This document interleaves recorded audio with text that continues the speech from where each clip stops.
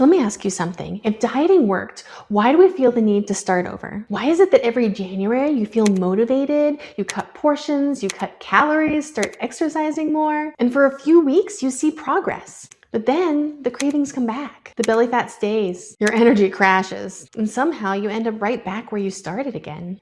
After 20 years working as a registered nurse in acute care, working with patients with heart disease, kidney disease, liver disease, diabetes, I can tell you something very clearly. Dieting is not solving the root problem. And today I'm going to explain 3 reasons why dieting does not work and 3 things that you can do instead. So here's the real problem with dieting.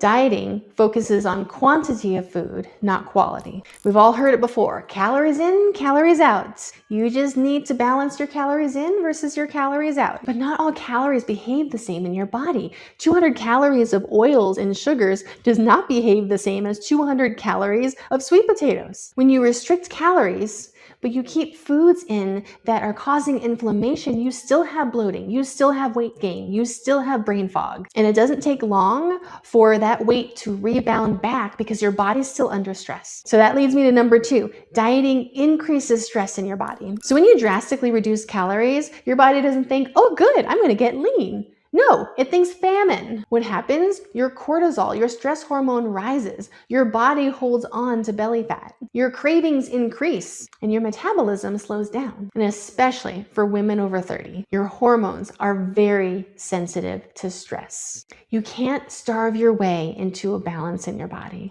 The 3rd reason why dieting doesn't work.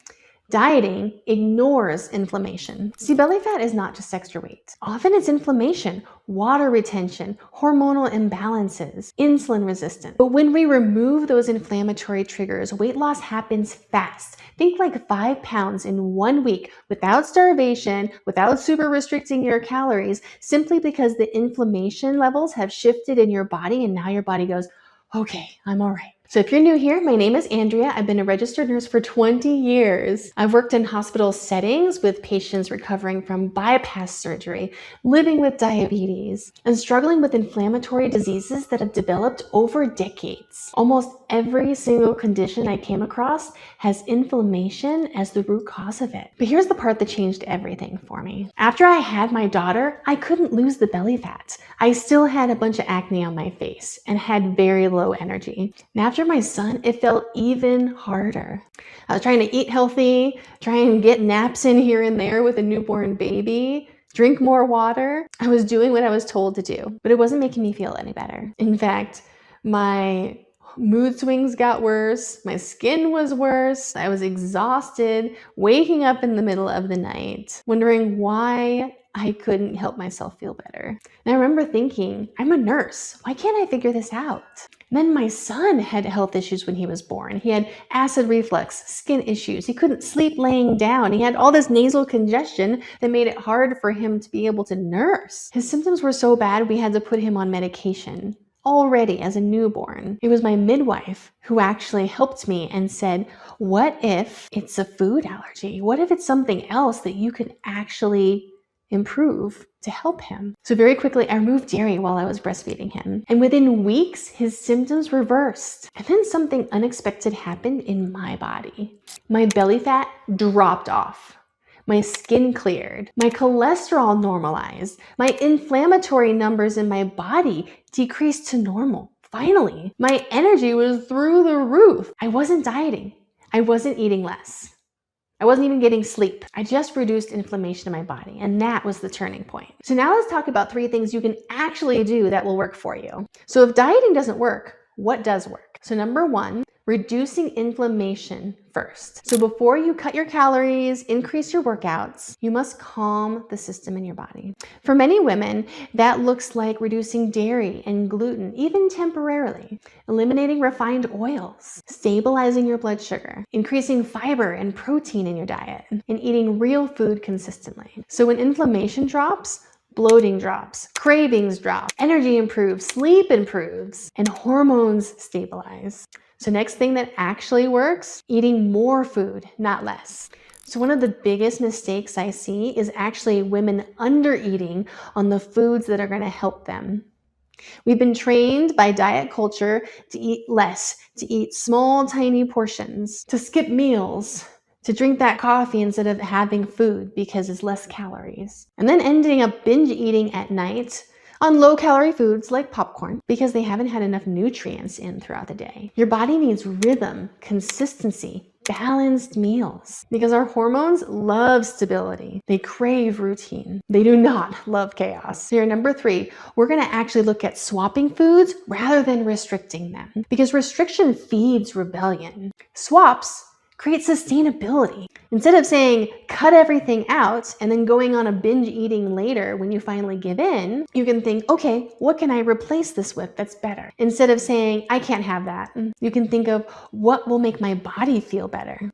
This is exactly how my client Stephanie lost 13 to 15 pounds in less than 30 days. She dropped almost 5 inches on her waist, got back into her regular size 8 jeans, and feels amazing. So much so that people are asking her, what did you do? She didn't do this by starving or restricting calories. She simply made some smart food swaps and kept consistent with it because she didn't feel restricted. And her results were so good that she kept going with it. So I've seen patients after bypass surgery, and I think about what if they had caught this earlier? What if they had made some changes earlier on that could have prevented them from major surgery, from being in the hospital, from being away from family, from having to go through this ordeal where they're worried about their life? What if someone had taught them that belly fat is not just cosmetic, that fatigue isn't normal, that PMS symptoms are not just part of being a woman?